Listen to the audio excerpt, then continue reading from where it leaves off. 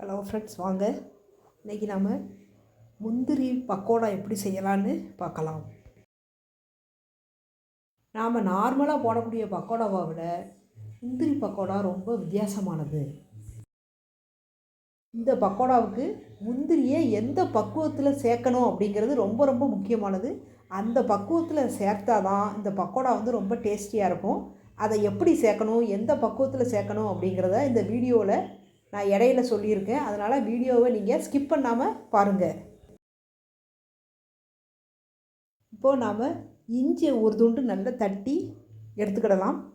அதே மாதிரி வெள்ளை பூண்டையும் நல்ல நைஸாக தட்டி நம்ம எடுத்துக்கிடுவோம். நான் இப்போ ஒரு 6 வெள்ளைப்பூண்டை தட்டி எடுத்துருக்குறேன். நீங்கள் அதிகமாக செஞ்சீங்க அப்படின்னா நீங்கள் அதிகமாக வெள்ளைப்பூடை ஆட் பண்ணிக்கிடலாம். அதே மாதிரி இஞ்சும் நீங்கள் அதிகமாக செஞ்சீங்க அப்படின்னா அதிகமாக ஆட் பண்ணிக்கிடலாம்.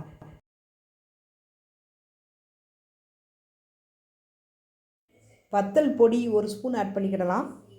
வெங்காயம் ஒரு வெங்காயம் நம்ம ஆட் பண்ணிக்கிடலாம். கொஞ்சமாக கருவேப்பிலை, கொத்தமல்லி இது எல்லாமே நம்ம ஆட் பண்ணிக்கிடுவோம். ஒரு அரை டம்ளர் எண்ணெய் ஆட் பண்ணிக்கிடலாம். அரை ஸ்பூன் காயம் ஆட் பண்ணிக்கிடலாம்.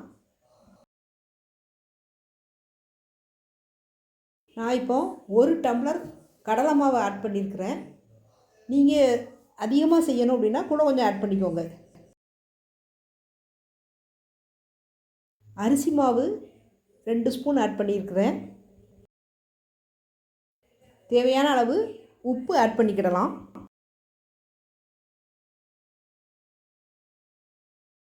இப்போது நான் 100 முந்திரி பருப்பு ஆட் பண்ணியிருக்கேன். முந்திரி பருப்பை நம்ம அரை மணி நேரத்துக்கு முன்னாடியே ஊற வச்சு தான் ஆட் பண்ணணும். அப்படியே ஆட் பண்ணக்கூடாது.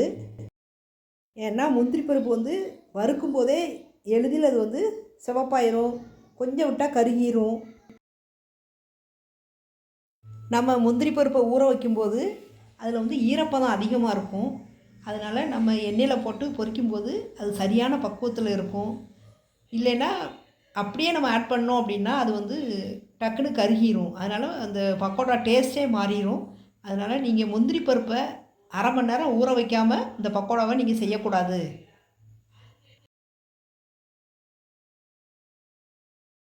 முந்திரி பருப்பை நம்ம அரை மணி நேரம் ஊற வச்சு பக்கோடா செஞ்சால் தான் சரியான பக்குவத்தில் பக்கோடா வரும்.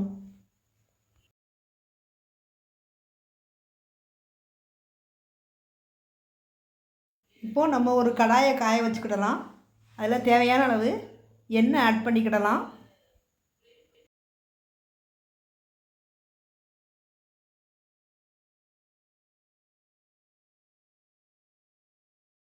எண்ணெய் நல்லா காஞ்ச உடனே நம்ம சின்ன சின்ன பீசஸாக பக்கோடாவை பொரித்து எடுத்துடணும். எண்ணெயை நம்ம ரொம்ப காய வைக்கக்கூடாது.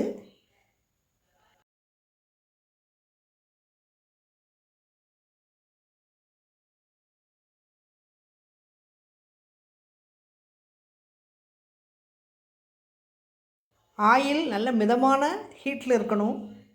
அப்போ தான் பக்கோடா நல்ல டேஸ்ட்டாக வரும்.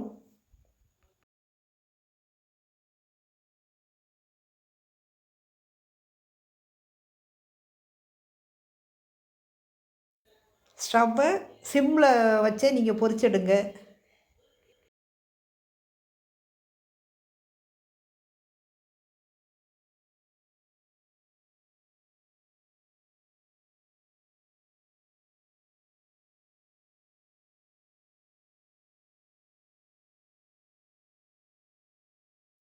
இப்போது நமக்கு நல்ல டேஸ்டியான முந்திரி பக்கோடா ரெடி ஆகிட்டு. ஓகே ஃப்ரெண்ட்ஸ், நீங்கள் மறக்காமல் வீடியோவுக்கு லைக் பண்ணுங்கள். அப்படியே நம்ம சேனலையும் சப்ஸ்கிரைப் பண்ணுங்கள். தேங்க்யூ.